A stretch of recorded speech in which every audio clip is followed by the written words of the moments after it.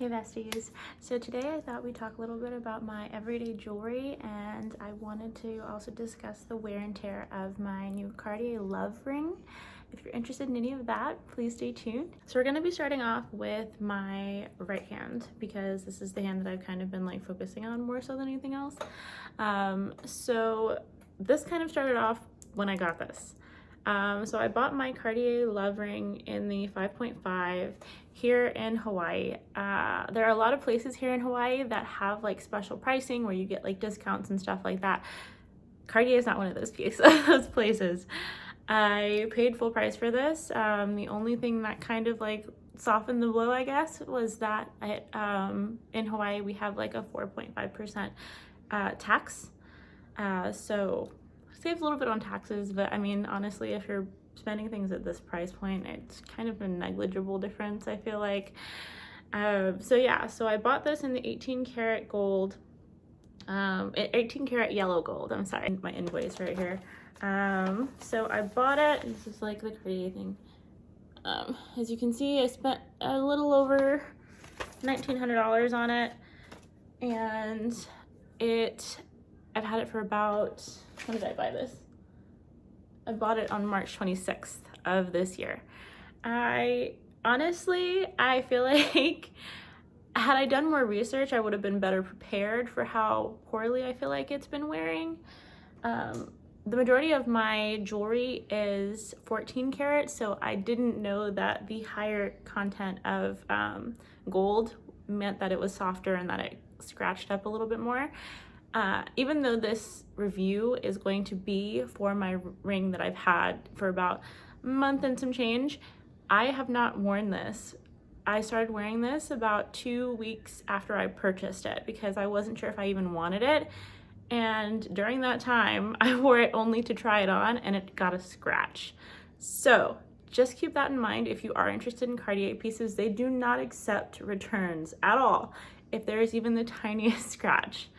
And I work from home, so I don't know how exactly that would even happen. I don't really go anywhere except to like do like more recreational sorts of things, but like work-wise, I don't have that work wear and tear or anything like that. I work online. So this is what it looks like. See if you can see that. This is it. I don't know if you can even see like the little scratches and stuff, but there are so many little tiny scratches on here. It looks a lot older than it is. And if that's something that's gonna bother you, just keep that in mind because it is kind of a pricey piece for what it is. It doesn't have diamonds or anything like that in it. And that kind of leads to my next point. I was about to get the one with the diamonds in it, in each of the little like, I guess like sunken in pieces, and at the time I was like, I've bought diamonds before. I feel like that's a really big markup for diamonds, and so that was kind of what saved me, I guess, in that aspect. If you guys remember my luxury haul where I was talking a little bit about like items that I wanted, my luxury wish list, then you would have seen that this wasn't even on my wish list. I originally wanted a Messica piece because I wanted to invest in actual diamonds. It is so hard to find a Messica dealer. I don't even think there is one on Oahu. So please correct me if I'm wrong, but I don't believe there is. And at the time, I really just wanted to start moving into more like, I guess, adult pieces. So I went ahead and bought this. It is really loose, and I have this in a size 58.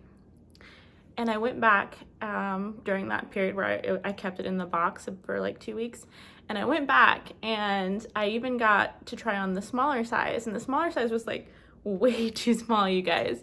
So that kind of led into me starting to build my luxury, or I guess my like higher end like jewelry collection.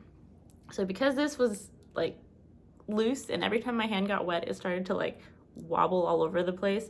Like you can see it's really easy to come on and off. It freaks me out. So because of that, I actually ended up buying this like diamond chevron piece, and I bought this actually off of Etsy from a company called Furco's Fine Jewelry. They're super cool. I actually originally got a different piece from them to hold this one in place, and it was a little too loose.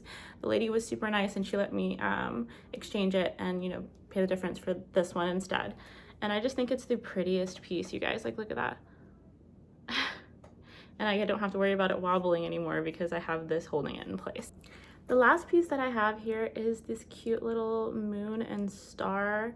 It does have little diamonds in them. I actually have the unboxing video of this. It was a piece that I saw and I was like, this is totally me. I am someone who likes really cute things. I mean, you can tell from my nails, I'm like super into like super cutesy stuff. And when I saw it, I was like, oh, that'll be the coolest pinky ring. I think they were selling it mostly as a ring for like your bigger fingers, but like I was just thinking to myself like, oh my god, this is the cutest thing ever. And it's from Sarah Elise Jewelry. I found them on Etsy. I love Etsy, you guys, so I was like, I gotta get that. And I've had it for about, I've had both of these two pieces, the Fine Furcos one and this one, for I want to say 2 weeks now. It hasn't been that long at all. And they're just the cutest pieces, and I think they really tie it all in together. The next thing that I have, oops, if I can get it to stay, is this, like, oops, actually gold filled like tennis bracelet. So funny story about this, I have wanted a tennis bracelet forever. I was thinking about investing in one, and I also was thinking back to like the type of person that I am. I really do value things that have a whole lot of sentimental value, but I am terrible with like keeping up with things, especially things that are like super expensive. And I was watching one of my favorite YouTubers. So thanks to Chase Ami, I actually went and looked on Etsy, and I'm not sponsored. None of this is sponsored. I bought all of this with my own money, and the sun is changing. So I found this adorable little like tennis bracelet, and I just thought it was the cutest thing ever.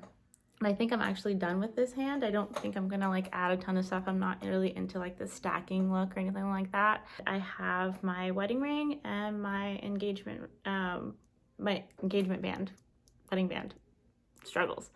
And then last but not least, I have this Cuban link like chains bracelet that I've had forever. This one's actually 18 karat, and yeah, as far as my necklace goes, it's just like a 14 karat like curb chain like necklace that I wear like pretty much every day. It's just simple. I love simple things, so that's kind of where a lot of my inspiration goes, like for everything in fashion. For me, I like things that are simple and that work.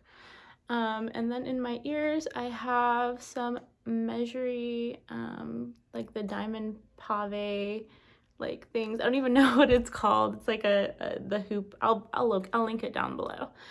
And then I have like a little diamond daisy stud in my earlobe. And that is essentially everything that I wear on an everyday basis. I never take off any of this jewelry, so we'll see how it lasts.